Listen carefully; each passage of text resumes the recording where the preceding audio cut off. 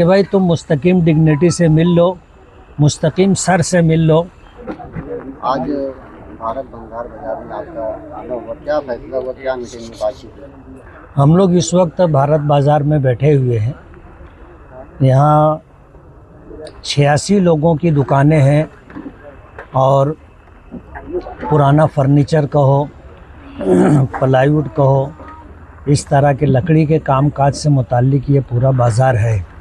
यहाँ के लोगों ने हमें जो बात बताई है वो ये कि इन्हें अलग अलग तरीक़ों से डरा करके, खौफज़दा करके इनसे पैसा वसूली करने का कामकाज किया जा रहा है।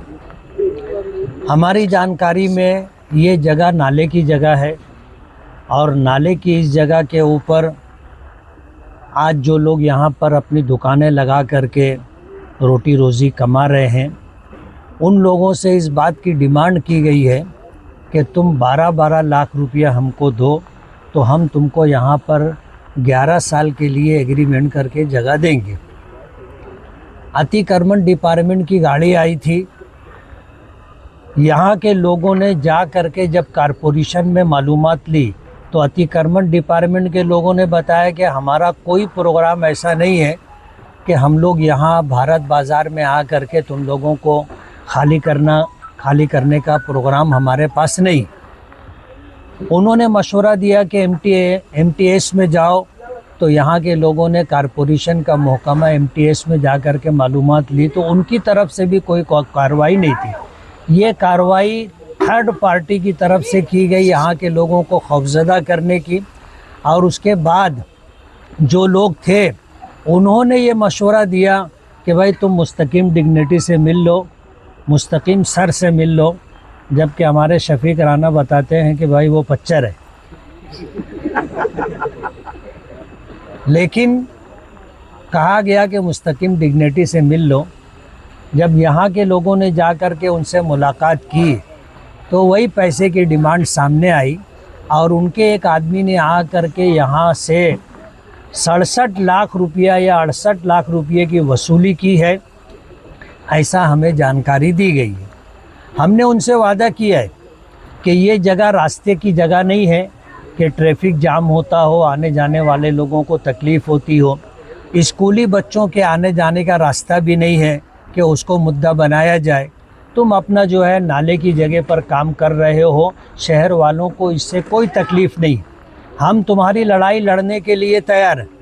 शर्त ये है कि तुम हमारे साथ रहो, कंधे से कंधा मिला करके खड़े रहो।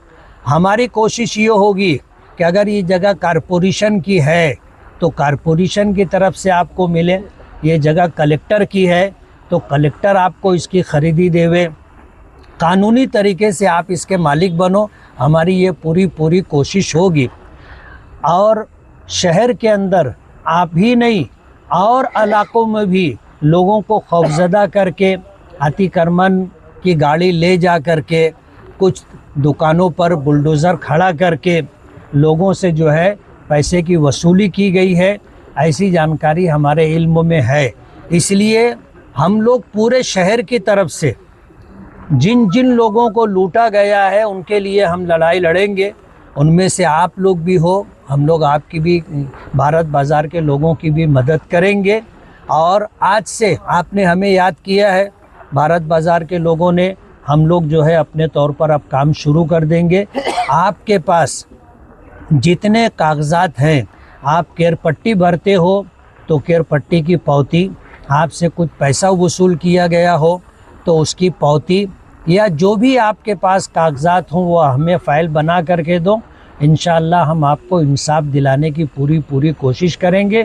और हमारी एमएलए वर्किंग कमेटी, मैं खुद आपके साथ हूँ, भारत बाज़ार के लोगों के साथ हूँ और आपकी पूरी लड़ाई हम लड़ेंगे। और जिस तरह आपको लूटने का प्रोग्राम बनाया गया है, लाखों रुपये की डिमांड की गई है, हम ऐसा मानते हैं कि ये बोगस काम है। कारपोरेशन का कोई ऑफिसर इस तरह आपसे पैसे की डिमांड नहीं करेगा। कारपोरेशन कायदे से काम करेगी, लेकिन जो डिमांड हो रही है ये थर्ड पार्टी की तरफ से है। हम लोग इंशाअल्लाह आपका हक आपको दिलाने की पूरी कोशिश करेंगे। थर्ड पार्टी को वापस दिलाएंगे। मैंने नाम लिया मुस्तकीम से, इन लोगों ने जा कर के बात की थी उनके बंगले पर। उसके आदमी ने आकर के यहाँ आलम नाम का कोई आदमी है, वो आकर के पैसा वसूल करके लेके गया है। हमने इनसे कहा है कि आप हमारे साथ रहो, अगर पुलिस स्टेशन जाने की ज़रूरत पड़ेगी आप हमारे साथ चलो, कोर्ट जाने की ज़रूरत पड़ेगी कोर्ट चलो, कारपोरेशन कलेक्टर ऑफिस जाने की ज़रूरत होगी आप हमारे साथ चलो, पाट बंधारे जाने की ज़रूरत पड़ेगी, मंत्रालय जाने की ज़रूरत पड़ेगी, आप साथ में रहो, हम आपकी लड़ाई लड़ेंगे और जिनका पैसा लिया गया है उनको पैसा वापस दिलाएंगे।